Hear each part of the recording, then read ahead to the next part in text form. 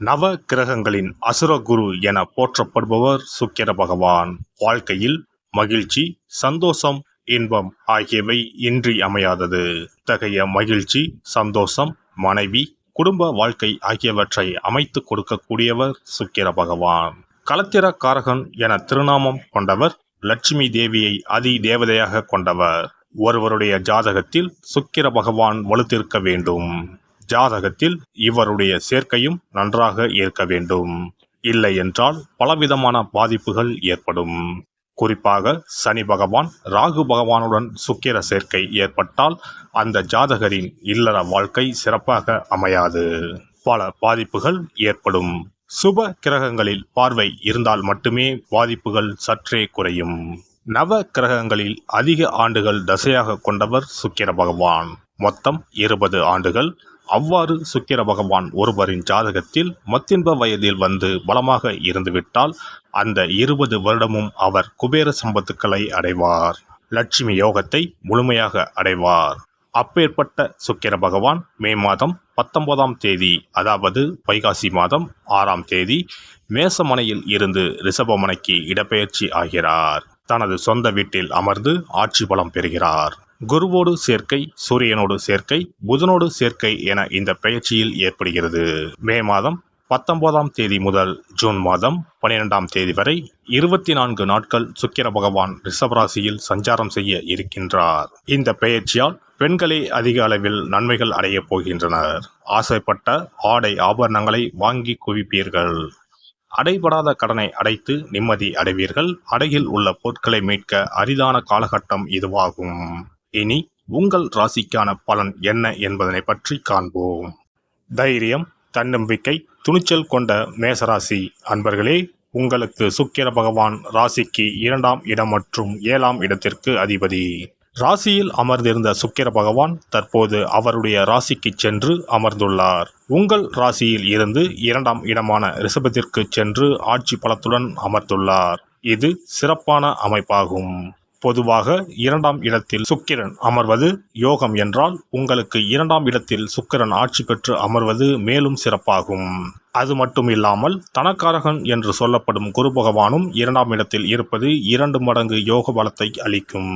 2ஆம் இடம் தனம், குடும்பம், கல்வி, வாக்குஸ்தானம். எனவே குடும்பத்தில் மகிழ்ச்சி, சந்தோஷம் நிலவும்.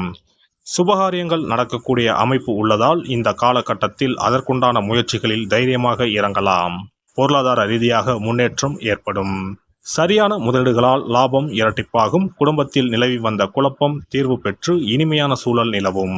கணவன் மனைவிக்கு இடையே அந்யோன்யம் அதிகரிக்கும். எந்த ஒரு காரியத்தையும் திட்டமிட்டு செய்யக்கூடிய ஆற்றல் உண்டாகும். இதுவரை இருந்து வந்த ஒரு விதமான மனபயம் நீங்கும். தன்னம்பிக்கை அதிகரிக்கும்.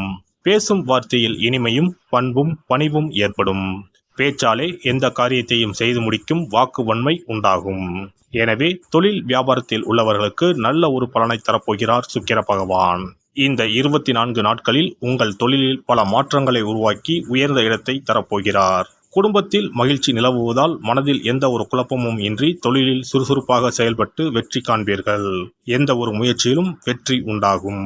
பணிபுரிவோருக்கு உயர் அதிகாரிகளின் ஆதரவு முழுமையாக கிடைக்கும். எதிராக இருந்த சக ஊழியர்கள் நட்புடன் பழகுவார்கள். எதிர்ப்புகள் விலகும். 7ஆம் இடத்தின் அதிபதி சுக்கிரன் என்பதனால் நண்பர்களால் ஆதாயம் உண்டாகும். வேலையில் உற்சாகத்துடன் செயல்படுவீர்கள். கடின வேலையாக இருந்தாலும் உற்சாகத்துடன் ஆர்வத்துடன் செயல்பட்டு சிறப்பாக செய்து முடிப்பீர்கள். உயர் அதிகாரிகளால் பாராட்டுகளை பெறுவீர்கள். ஊதிய உயர்வு ஏற்படக்கூடிய வாய்ப்பும் உண்டாகும். வேலைக்கு முயற்சி செய்வோருக்கு தகுந்த வேலை கிடைக்காவிட்டாலும் மனதிற்கு ஏற்றாற் போல வேலை கிடைக்கும். கிடைக்கும் வாய்ப்பை தற்காலத்திற்கு பயன்படுத்திக் கொள்வது நல்லது. பெண்களை பொறுத்தவரை அமோகமான காலகட்டம் இதுவாகும். கணவர் எந்த ஒரு முடிவை எடுத்தாலும் உங்களை கலந்து ஆலோசித்த பிறகே முடிவினை எடுப்பார். குடும்பத்தில் மகிழ்ச்சி நிலவும். குழந்தைகளால் மகிழ்ச்சி உண்டாகும். உங்களுடைய வேலை மற்றும் தொழிலில் நல்ல லாபத்தை அடைவீர்கள். திருமணம் ஆகாத பெண்களுக்கு திருமணம் கைகூடி வரும். கலைத்துறையில் உள்ளவர்களுக்கு உகந்த காலகட்டம் இதுவாகும். உங்களின் படைப்புகள் பாராட்டப்படும். பணம், பெயர், புகழ் கிடைக்கக்கூடிய யோகமான காலகட்டம் இது. அரசியலில் உள்ளவர்களுக்கு மக்களின் ஆதரவு கிடைக்கும். மேடை பேச்சில் மட்டும் கவனமாக பேசுவது நல்லது. மாணவர்களை பொறுத்தவரை மனதில் குழப்பம், சஞ்சலம் இருக்காது. புதிய கல்லூரி, பள்ளிக்கு செல்லும் நிலை வருவதனால் மனதில் புது உற்சாகம் ஏற்படும். எதையும் தெளிவாக சிந்திக்கக்கூடிய ஆற்றல் உண்டாகும். எனவே மேசராசி அன்பர்களே, இந்த சுக்கிர பயிற்சியானது உங்களுக்கு பண வரவையும் வாக்கு வன்மையும் தரப்போவதாக அமைகிறது. இன்னும் சிறப்பாக அமைய ஏலக்காயை பொடி செய்து நல்லெண்ணெய் தீபம் ஏற்றும் போது அதில் எண்ணெயுடன் ஏலக்காய் பொடியினை சேர்த்து தீபம் ஏற்றுங்கள். இந்த தீபம் வெள்ளிக்கிழமையில் மகாலட்சுமி தாயாரை வேண்டி ஏற்றுங்கள். நீங்கள் கேட்டும் வரங்களை தந்தருள்வார் சுக்கிர பகவான். இனி சுக்கிர பகவானின் அருளை முழுமையாக பெற வெள்ளிக்கிழமையில் செய்ய வேண்டிய வழிபாடு என்ன என்பதனை பற்றி காண்போம். வெள்ளிக்கிழமை என்பது தெய்வ வழிபாட்டிற்கு உரிய நாளாகும். அதிலும் குறிப்பாக மகாலட்சுமியை வழிபடுவதற்கு சிறப்பான கிழமையாக கருதப்படுகிறது. நமக்கு செல்வத்தை வாரி வழங்கக்கூடிய மகாலட்சுமி தேவியும் குபேரனும் நம்முடைய பூர்வ ஜென்ம கர்ம வினைக்கு ஏற்ப பலாபலன்களை கொடுக்கிறார்கள். அதை அனுபவிக்க செய்யும் பொறுப்பு சுக்கிர பகவான் பார்த்து கொள்கிறார். ஒருவர் செல்வந்தராக இருப்பதற்கு ஜாதகத்தில் சுக்கிரன் அருள் கட்டாயம் இருக்க வேண்டும். சுக்கிரனுடைய அருள் பெற வெள்ளிக்கிழமையில் சுக்கிரஹோரை வரும் நேரத்தில் இவ்வாறு வழிபாடு செய்தால் சுபபோக வாழ்க்கையை அனுபவிக்க முடியும். ஒருவருடைய ஜாதகத்தில் சுக்கிரன் நீச்சம் பெற்றால் உடல் ரீதியான ஆரோக்கிய ரீதியான பாதிப்புகள் ஏற்படும். சொத்து சுகங்கள் எவ்வளவு இருந்தாலும் அதை முழுமையாக அனுபவிக்க முடியாமல் செய்துவிடும். பெரிய பெரிய பணக்காரர்களை எடுத்துக்கொண்டால் அவர்களிடம் எவ்வளவு காசு கொட்டி கிடந்தாலும் சுக்கிர தசை இல்லை என்றால் அவ்வளவு பணமும் வீண் விரயமாகத்தான் போகும். குறிப்பாக மருத்துவ செலவுகள் செய்தே சொத்துக்கள் அழியும் நிலை வரும். இதற்கு சுக்கிர பகவானுடைய வழிபாடு நல்ல ஒரு பலனை கொடுக்கும். சுக்கிர பகவானுக்கு வெள்ளிக்கிழமை என்பது உரிய தினமாகும். சுக்கிரன் அருள் பெற வீட்டில் வெள்ளி பொருட்களை பயன்படுத்துவது நலமாகும். வெள்ளியில் சுக்கிரன் வசிப்பதாக ஐதீகம் உள்ளது.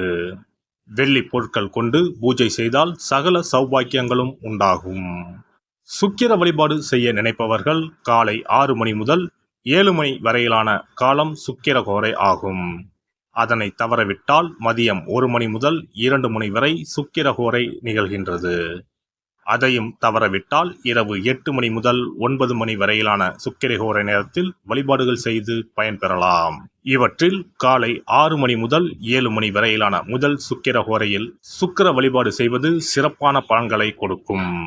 காலை முதல் மாலை வரை உபவாசம் இருந்து சுக்கிர பகவானுக்கு உரிய காயத்ரி மந்திரத்தை உச்சரித்து கல்கண்டு சேர்த்த சர்க்கரை பொங்கலை நைவேத்தியம் படைத்து வெள்ளை நிற பூக்களால் அர்ச்சனை செய்ய வேண்டும்.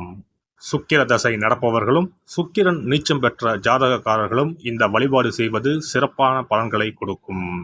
சுக்கிர தசை நடக்கும் பொழுது சுக்கிர வழிபாடு செய்து வர வருமானத்தை சுகமான வாழ்க்கை வாழ்வதற்கு உரிய வகையில் பயணிக்க செய்யும். வீடு, நிலம் வாங்குவது, ஆடம்பர பொருட்கள், சொத்துக்கள் போன்றவற்றை வாங்க வைக்கும். அதுவே சுக்கிரன் நீசம் பெற்ற காலத்தில் இந்த வழிபாடு செய்பவர்களுக்கு வீண் விரயங்கள் இல்லாமல் ஓரளவிற்கு வறுமையிலிருந்து பிழைக்கச் செய்யும். வெள்ளிக்கிழமையில் நவக்கிரக கோவிலுக்கு சென்று சுக்கிர பகவானுக்கு வெள்ளை வஸ்திரம் சாற்றி வழிபாடு செய்யலாம். வெள்ளை நிற நைவேத்தியங்கள் தயார் செய்து கோவிலில் வரும் பக்தர்களுக்கு தானம் செய்யலாம். இவ்வாறு செய்து வர சுக்கிரனின் முழு அருளும் கிடைக்கப் பெற்று வாழ்வில் உயரிய நிலையை அடைவீர்கள். எல்லாம் வல்ல இறையருளால் நீங்களும் உங்கள் அன்பு குடும்பமும் உடல் நலம், நீலாயுள், நிறை செல்வம், உயர் புகழ், மெய்ஞானம் ஓங்கி வாழ்க வளமுடன். இந்த வீடியோ பதிவு உங்களுக்கு பிடித்திருந்தால் லைக் பண்ணுங்க, கமெண்ட் பண்ணுங்க, ஷேர் பண்ணுங்க, மறக்காம சப்ஸ்கிரைப் பண்ணுங்க, பக்கத்துல இருக்கிற பெல் பட்டனை கிளிக் பண்ணுங்க. நன்றி, வணக்கம். ஓம் நமச்சிவாய, சிவாய நம.